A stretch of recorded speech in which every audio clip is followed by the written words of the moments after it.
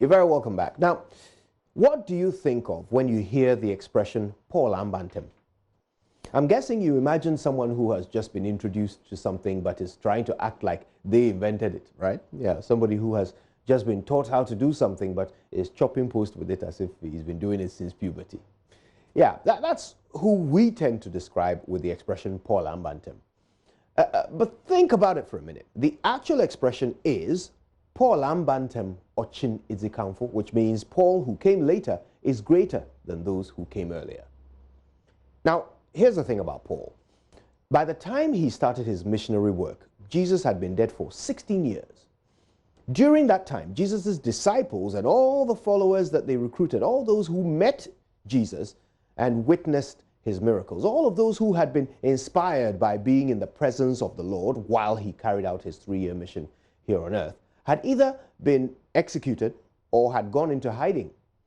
They had tried, to spread the gospel, but it had not been easy at all. Paul, after his encounter on the road to Damascus, took up missionary work under the same dangerous conditions, but he did it diligently for 16 years until he was executed. Now, during that time, the guy spread the gospel to more parts of the world than anyone else before him. He traveled tens of thousands of miles around the Mediterranean, being thrown in and out of jail, all in a bid to reach as many people as possible with the simple message that Jesus was the Son of God.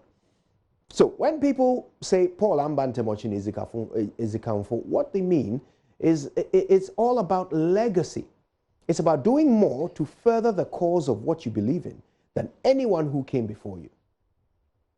So today, let me ask, what are you passionate about? Are you an artist, a professional, an administrator, a service provider? Whatever path that you've chosen in life, you owe it to yourself and to the world to do something with it that nobody else who came before you could ever do.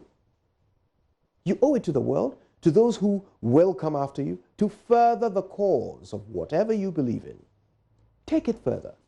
Leave more than you found. You may have come later, but you must do more than those who came earlier. Otherwise, what is the point of having come at all? Now, we don't know how long we will be blessed with this opportunity to be alive, but we must gear all our efforts in however little time we have here to do more, to learn more than we found, to leave more than we found, to be greater than those who came earlier.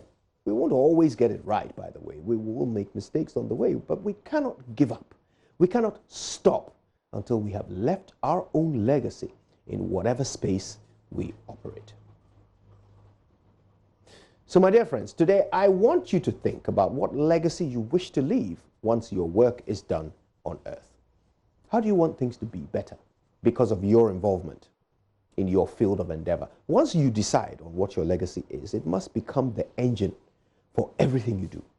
It must define all of your choices and determine the allocation of all your resources, especially your time from now on. Your legacy becomes your agenda. It is how you will be remembered.